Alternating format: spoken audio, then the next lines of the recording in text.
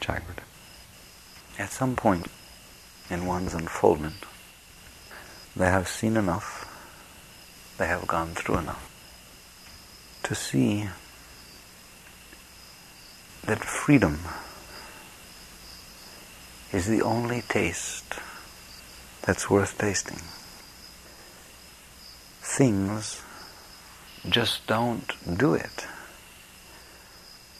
If you are not through with things, then you are either for them or against them. You feel that by having more, you will be better. Or you feel that by having less, you will be better. These states are the same. Renunciation and craving are the same thing to the yogi. They both are energy patterns that are the result of not being through with something. If leaves during the fall turn brown and fall from the tree, some people are okay with this. They don't wish that there were more because they enjoy the color so much that they can't tolerate the fact that it's gone. And they don't wish that there's less because it makes such a mess on the ground and they have to rake it up all the time. They enjoy raking. They enjoy the leaves changing. They enjoy the leaves falling. They enjoy the trees being bare. They enjoy the leaves coming back. In other words, they have nothing going about this process. They understand that the process is happening. They are the experiencer of the process. Why then would one permit their mind to develop a concept or a view or an opinion concerning the process of the changing and falling leaves? Why would anybody do such a thing? It has nothing to do with them. It's just happening. And they are the experiencer of this. This being who sits in this state is what we call through with the changing of leaves. Does it mean this being does not like the changing of leaves? No. Does it mean they like it? No. Does it mean they get no joy from it? No. Does it mean they don't get tired raking the leaves? No. It merely means that they fully are accepting the process. They are at one with the process. So they are through with it. Through with it in a personal sense, not through with it in a cosmic, interactive sense. Through with it really means through with you concerning it. You're not through with it, you're through with you concerning it. You have released the part of your being that had no right to be there anyways. It was doing a meaningless thing, making a process its own, and then judging it. Believe it or not, and I know it is difficult to see, everything can be like that. Everything. There is nothing that is different than anything else. Nothing. It is all a process that is happening outside of you. There are men, there are women. The leaves are changing, the leaves are falling. It has nothing to do with you. You did not make either. Neither belong to you. Neither is repulsive, neither is attractive. They just are. Just like the leaves are. Whether the leaves be on the trees or off. They were here before you came. They have been here from the beginning. And they will be here when you leave. What is difficult about this? What is so troublesome about this? Why can't it be what it is?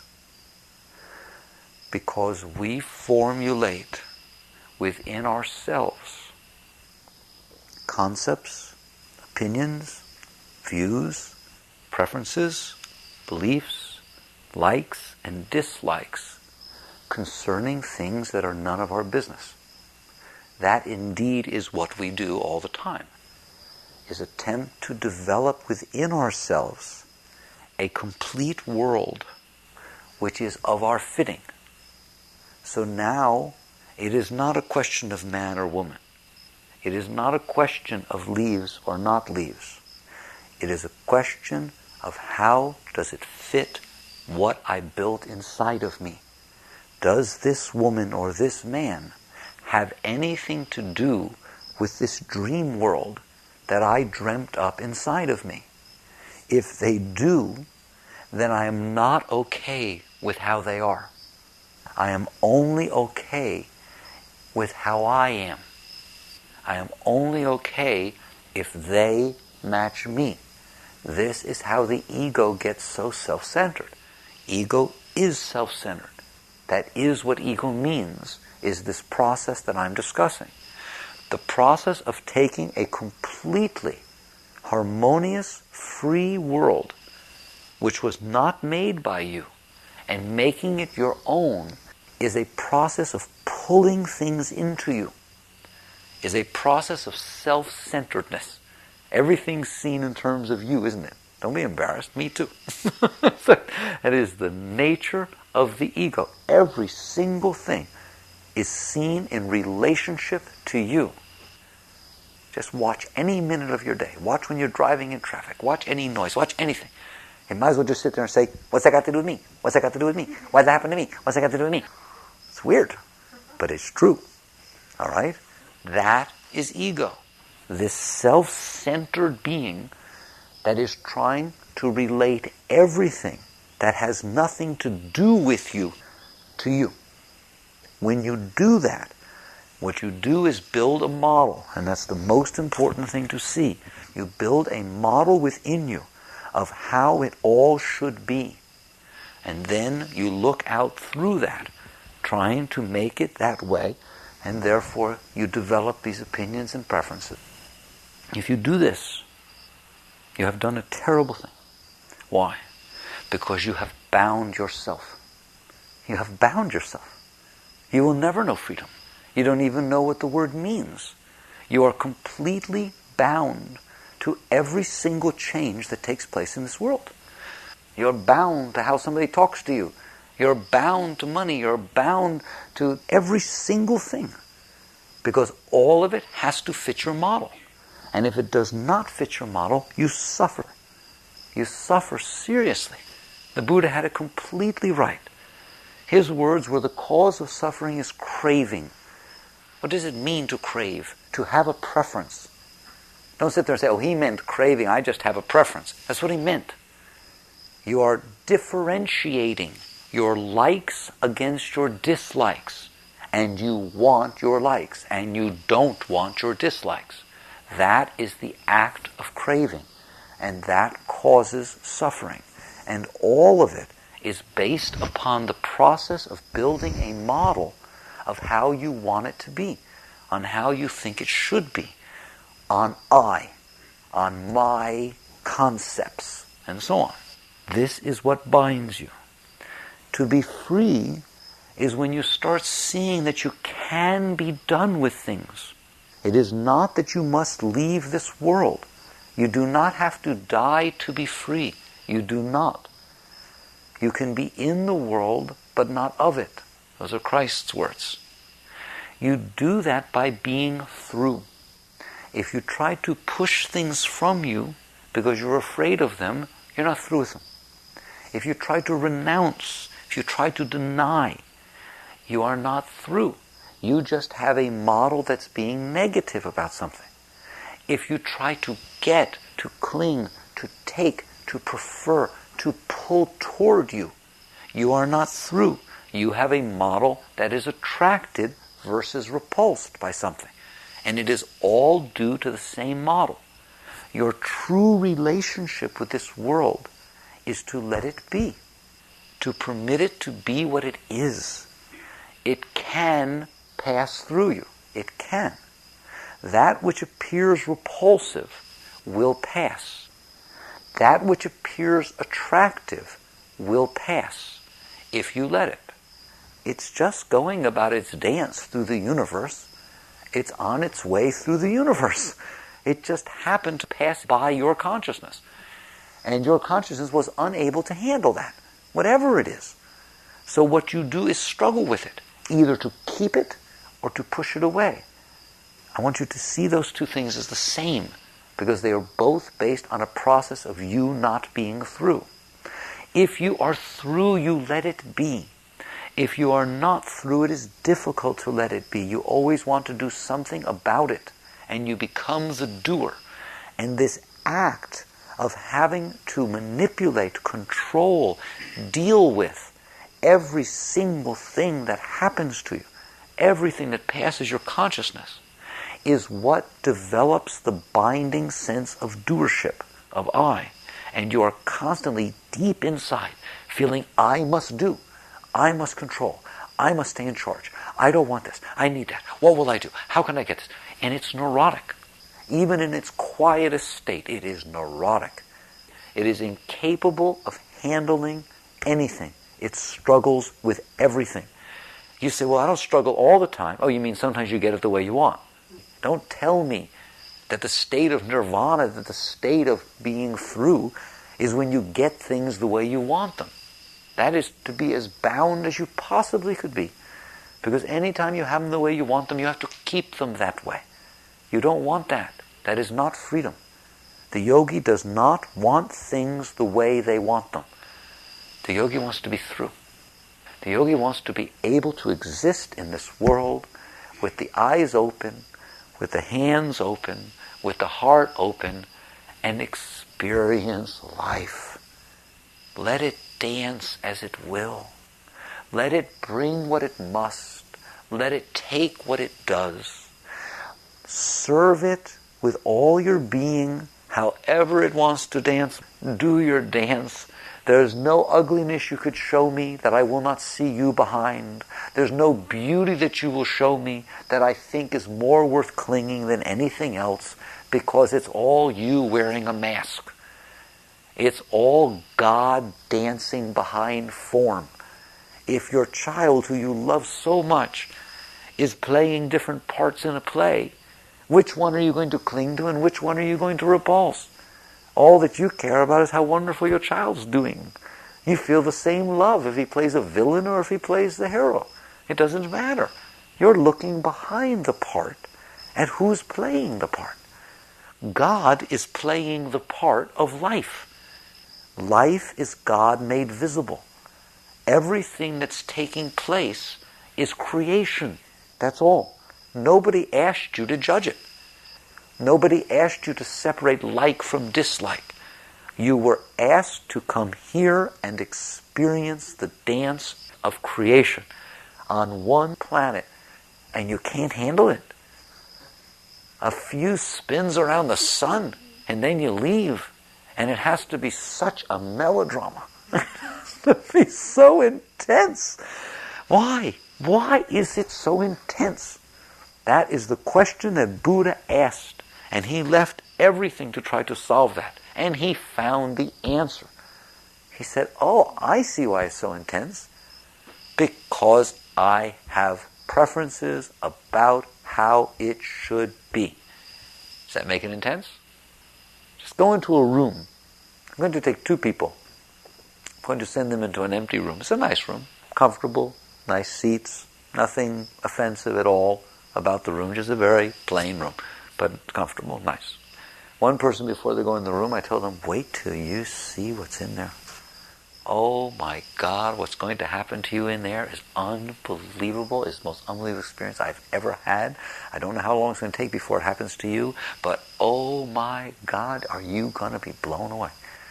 And the other person, when they walk in the room, I just say, the room's a nice room. Sit in there for a while and you get to leave. I'm going to tell you something. One person has a chance of walking in that room and having a reasonably resting experience in the process of life. The other person is going to suffer. If nothing happens in that room, by the time they come out of that room, they are going to be in bad shape. Why? Because you have a preconceived notion of what is going to take place. You have a model, you have a concept, you have a belief, you have a hope, You have a dream. All the words are the same, aren't they? Look how I used every one of those words, but they're talking about the same thing. They're talking about something that's in your mind about what's out there. And that makes you suffer. And if you never learn anything else, learn that. You make you suffer. You develop these models and concepts which do nothing but make you suffer. Even if you get what you want, you worry about losing it. You are bound. You cannot be free. You are bound to that model. There is no greater prisoner than the soul who is caught behind the concepts. It cannot experience and it cannot express. It has to be very tenuous in everything it does. It has to check, will this help? Will this work? Will this get me what I want? Should I do this now? Should I try?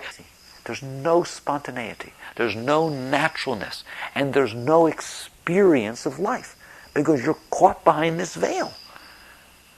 So the yogi wants out. But out doesn't mean leaving. Out means letting go of the model. Remember that. There is nothing to change outside. You just let go of that part of you inside. Once you start this process, what happens is you will see that there are some things you're through with, much more than you think. You're in there putzing around with little stuff that you don't need to play with. Try as hard as you can to let go. Just say, that's it, I'm letting go of everything. Once you even decide to do that, that's when it starts, not finishes. When you finally dare to face the battle and say, okay, I'm just going to let it all go, and you realize some stuff doesn't go. Some just doesn't want to go. You let it go 100,000 times and it wants to stay there. It must have been put in with super glue or something, all right? So there is stuff like that. When it doesn't want to go, it's your samskaras, it's the patterns, it's the blocks that are running your life. Just let go. What you will see is that life will help you. Life will bring to you that which is necessary to remove from you what is still caught. Everything that is brought to you is to remove a part of you. It works like a magnet. It comes, attracts, and if you let go, as it passes, it will take from you what was in you. All of it is your teacher. And life does not take anything from you as a punishment. Things come and go like sandpaper. So Mayor Baba said. It's like sandpaper. It goes back and forth. And by going back and forth, it purifies, cleanses, and cleans. So likewise, life purifies the soul by coming and going. Things come and go, don't they? But you want to cling. You want to cling to that which came, which you want, and you want to push away and make sure it doesn't come, that which you don't want. You are stopping the process of life, and it causes tremendous pain and tremendous suffering. The pain that you go through when you permit cleansing to take place, that should not be called pain, and it certainly is not suffering. It is purification. It is releasing. It is, Baba used to say, the pain that ends all pain. It is the blockages being removed from your heart. And you should welcome this. So the yogi, to be free, there's nothing you can touch. You can't make yourself free. You just let go. You let go and let God. You permit it to unfold without preference, without desire. What if you have preference or desire? You let it go. Let what go? The preference and desire. All of them? No, not all of them. You can keep the ones that you want to keep, and you don't have to be free to that degree. It's your right. You can stay bound in certain areas, no problem. You just won't get to know what it's like to be free. How free do you want to be? How high do you want to fly? How deep do you want to explore? You let it all go. Why not? I wonder what's on the other side if you let life be what it was. Which of you could tell me about it? All of it. Each moment. Let it unfold as it would if you weren't there.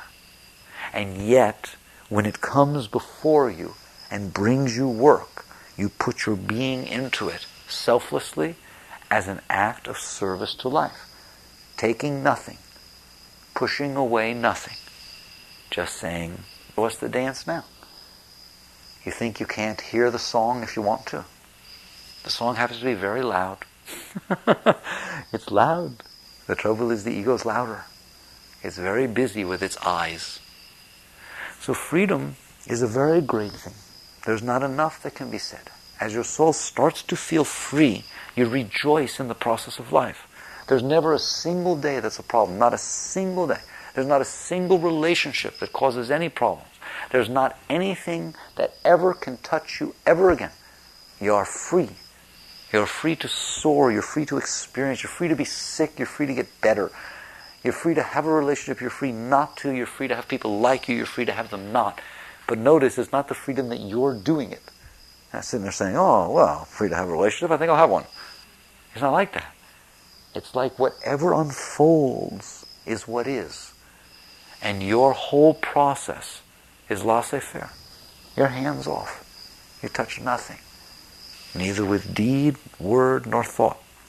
As you move closer and closer to this, your divinity opens up inside of you. And when you are free, you have set life free. And life is a very great thing. There's two very great things, you and life. There's a very, very beautiful dance. When you let life be, she lets you be. And you be one. So this is the process of yoga.